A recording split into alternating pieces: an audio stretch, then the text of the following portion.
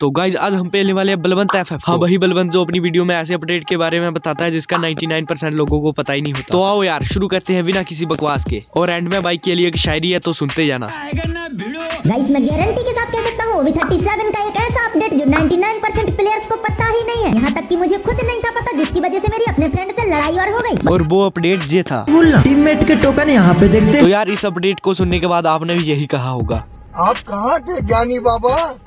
तो अब उस शायरी के बारे में भी बात कर लेते हैं। बात दिलों की ग्रेना फ्री फायर हमसे छिपाती है और तू बलवंत भाई हमें नॉर्मल सा फैक्ट बता के सारे व्यूज और सब्सक्राइबर ले जाती है। तो आज की वीडियो में बस इतना ही, बाकी वीडियो को लाइक और चैनल को सब्सक्राइब कर देना।